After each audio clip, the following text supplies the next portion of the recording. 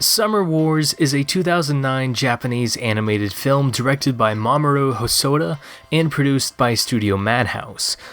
But if you're at all familiar with popular kids' anime shows of the early 2000s, this film also bears a striking resemblance to that of the Digimon movie. Both narratives feature networking technology, the threat of a nuclear explosion, characters visiting their extended family in the Japanese countryside, stylistic red outlines, and some of the exact same shot compositions. Which begs the question, is Summer Wars a rehash of the Digimon movie? Now, if this were a case between similar stories created by different auteurs like Satoshi Kon's Perfect Blue versus Darren Aronofsky's Black Swan, I would feel more inclined to scrutinize whatever production was more recent. But the first thing we have to acknowledge about comparing Summer Wars against the Digimon movie is that they were both directed by the same person.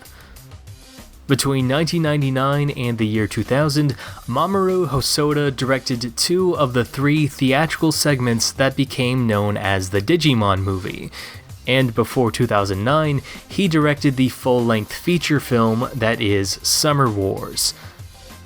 While some credit certainly goes to Reiko Yoshida for writing at least part of the Digimon movie's screenplay, Mamoru Hosoda's creative role as the director of both films means that they're part of his own work, so it's not really a question of copyright infringement, but a question of laziness or the integrity of the work.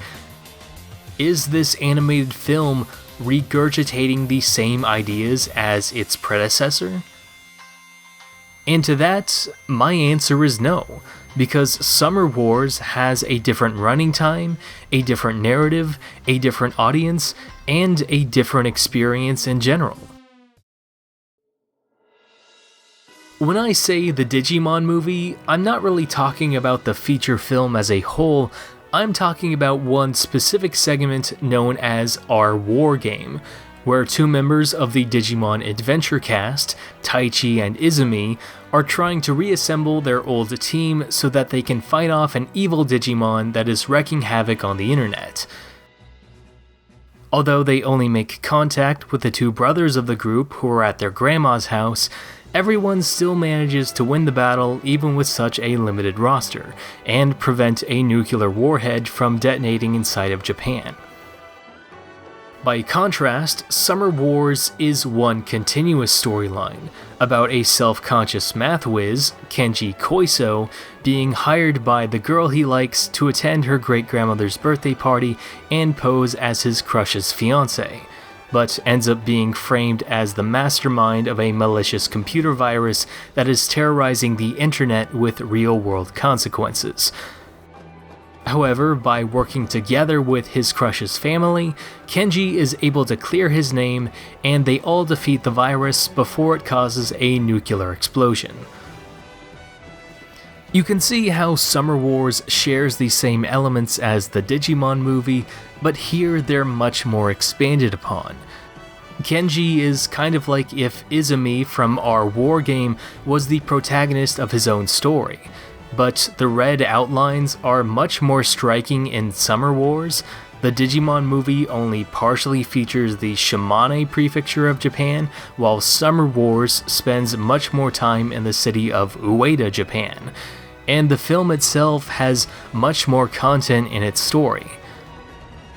Given how the Digimon movie is a continuation of the Digimon Adventure storylines, you're probably going to have a better experience with the film if you're already a Digimon fan, if you already know who all the characters are and have a personal history with their adventures, whereas Summer Wars is a self-contained animated film that anyone can watch for the first time and still have a good experience with.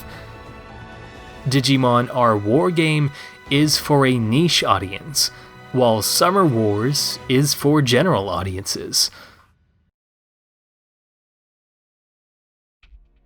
However, part of your enjoyment of the Digimon movie can also come from the humor in its English dub. Well, do you know what a semiconductor is? A guy who works part-time on a train? and how the film is such an artifact of the early 2000s, and how it features artists like Less Than Jake and Smash Mouth on its soundtrack. Our war game is even recreated for real during the Digimon Adventure reboot in 2020, but this time around it functions as an origin story rather than a theatrical sequel, which I think separates it well enough from Mamoru Hosoda's original take on it. In my eyes, there are still plenty of reasons to watch the Digimon movie even when compared to Summer Wars, such as how none of the character designs ever really hold a candle to the coolest Digimon character design that is Omnimon. Because despite his appearances in the anime proper or the 2020 reboot anime, his theatrical appearance in the Digimon movie is still the best one ever. And honestly, Summer Wars doesn't really match the gravitas of seeing hundreds of children around the world bear witness to the phenomenon of Digimon evolution. But as much as I love the Omnimon design, I can still respect the Hanafuda game as the climax of Summer Wars, because it's been set up by all the previous times that characters have played Hanafuda in the story, and because it's a strategy based upon efficiency rather than brute force or violence. Although the Digimon movie might have more reaction scenes of people watching the protagonists, when individuals from around the world finally do show up in Summer Wars, it becomes an emotional reveal. Here we realize that there are people out there who are willing to help the main characters even if they're complete strangers, demonstrating how humanity is still capable of working together to protect each other. Something that hits a lot differently if you're watching it during, say, a pandemic, or at a time when certain societies are at risk of collapsing. Summer Wars isn't about a gang of children who are destined to have Tamagotchis as their best friends. It's about ordinary people with unique skills who make up an ensemble cast. You have characters like Cosma, a boy who learns martial arts from his grandfather in order to protect himself from bullies, and winds up becoming the #1 virtual fighter in the entire world. But even though Cosma might be the strongest character in the ensemble, it is still Kenji who is the main protagonist, because he's the audience surrogate who is meeting all of the Jinouchi family for the first time, and because the story is built around his character arc.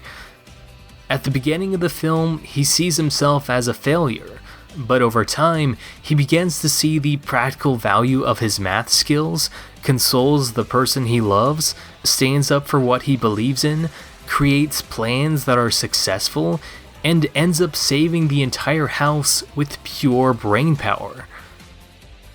While the climax of the Digimon movie is an action sequence that definitely looks cool, the climax of Summer Wars is the payoff of what was previously set up in the film's story, and the culmination of a character arc, which speaks to the different mentalities that each film was informed by.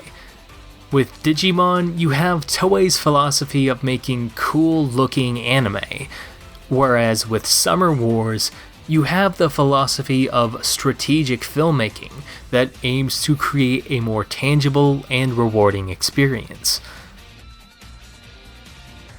Given all this information, I would not characterize Summer Wars as a lazy, unoriginal rehash of the Digimon movie, but rather a result of Mamoru Hosoda revisiting one of the first theatrical narratives that he worked on to give it the treatment it deserves, similar to how any filmmaker might revisit the story of one of their earliest films because they want to see it done better. If anything, it serves as a lesson to any artist in the world that you don't have to worry about your work being perfect on the first try, because you can always go back and remake it into something better. In fact, this very video itself is effectively a remake of my old Summer Wars vs. Digimon video from 2015 that I don't feel satisfied enough with in hindsight. And since this isn't the first time that I've made an HD remaster of an older project, I guess you could say that Mamoru Hosoda has kind of had an influence on me. Much like how The Boy and the Beast builds off of Wolf Children, or how Mirai is a spiritual successor to The Girl Who Leapt Through Time, Mamoru Hosoda's cinematic works inform each other without harming their integrity, and Summer Wars is no different, expanding upon the ideas imagined by its predecessor into a new cinematic experience. It's not a product of Mamoru Hosoda copying what the Digimon movie already created, it's a product of what Mamoru Hosoda learned from his time directing our war game, how he saw the potential within its story and transformed that potential into its own similar yet unique narrative. It's not a rehash of the Digimon movie, it's Summer Wars.